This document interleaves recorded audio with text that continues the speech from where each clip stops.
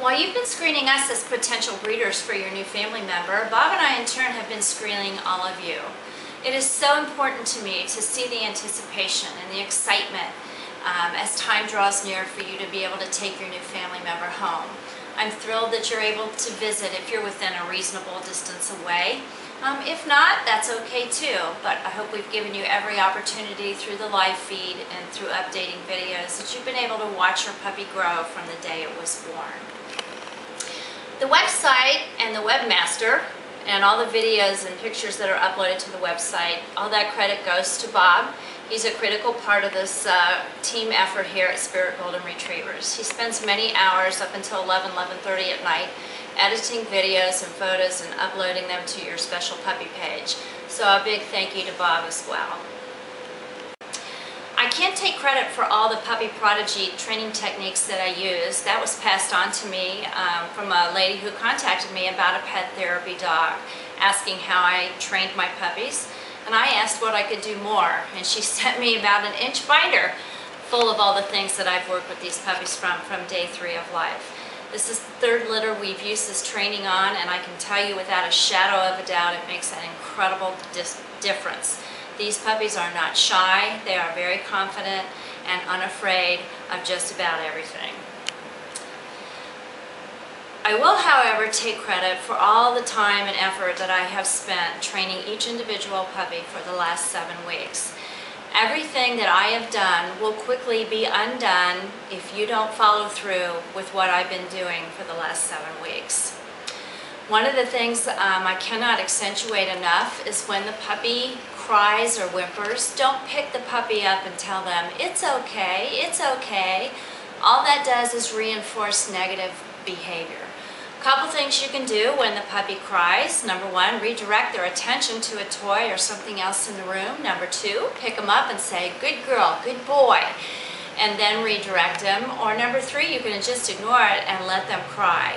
Your new puppy is going to cry, and that's okay. The first night he or she spends in the crate, you may be up a few times, but what I find the most helpful is to lay down right beside the crate, and I slide my hand in there, and 9 times out of 10 the puppy will come and lay on my hand until it falls asleep, and then I go to bed. If you take them out of the crate and put them in bed with you, you will never get them back in. I've had a couple puppy people who have done that, so trust me. When you take the puppy home, I do have a few suggestions for you when you arrive. Number 1, you want to introduce the puppy to the backyard or to the spot that you designated for it to go to the bathroom. Let it get familiar with that area. Then take the puppy in the house and confine it to a very small area.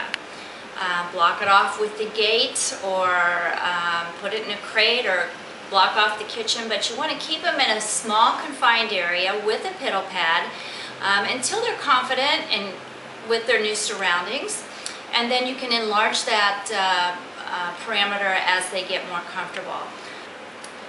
Please, when you take your puppy home, don't let it have full run of the house, or it will be overwhelmed and scared. Their emotion of fear is still developing at this age, and you need to continue to do in a very positive reinforcement way all the things that I have done here in the last 7 weeks. Now when you get home, the puppy's going to actually, I would say, regress probably about a week, because the surroundings are new, the voice that it's listening to is different. They've been hearing my voice and responding to my commands. So don't get discouraged if they don't perform for you right away. They just have to readjust. I would begin by turning on the TV or some music in the area that the puppy is at. Maybe run the sweeper in the background. Bang the pots and pans a distance away from the puppy, and then gradually bring it to within a couple feet, as I've done here in the kitchen. But they're going to be shy because the surroundings are new. They're going to feel a little out of place, so give them a chance, and above all, please be patient with them. Remember, they're still young and their attention spans are very small. For those of you who have small children, I would please recommend that you monitor the play with the puppy, at least for the first week or so that they're home. The puppy is going to need time out and away from the kids, maybe some quiet time in its crate. You don't want to hit him with too much too soon, and I know the excitement of small children can sometimes be overwhelming to the puppy. Should not be a problem. They've been around a lot of young kids.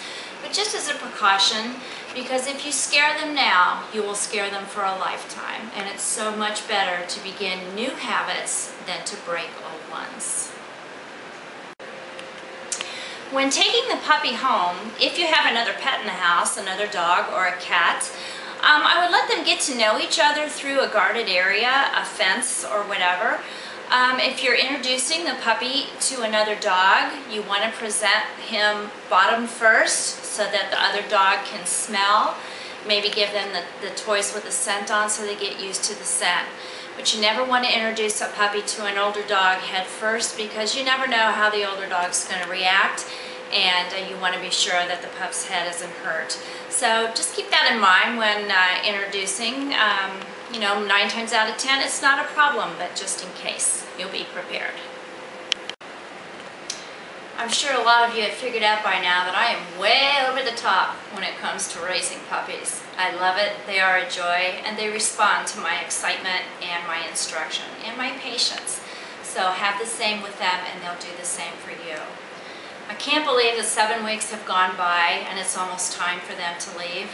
While I'm getting a knot in my stomach about saying goodbye, all of you are full of anticipation and excitement and joy of bringing your new family member home.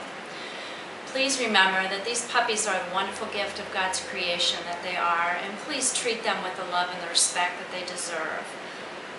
God is good, and it is a privilege and an honor for Bob and I to be able to do this and to raise these pups. Above all else, I hope you'll keep in touch and send us pictures. I want to see what they look like when they grow up. As far as this is Bliss's first litter, and I don't know what her and Elliot's puppies are going to turn out like. They're beautiful now. But I would also encourage you that if a health problem arises in the future, prayerfully not, that you please let me know that. I need to know those kind of things for future breeding references. Should not be any problems, but you just never know. So please keep in touch. I think from Bob and Javon and myself and the rest of our furry family here at Spirit Goldens, we want to extend a loving and hearty welcome to the extended Spirit Gold family. We wish you many years of golden joy. God bless.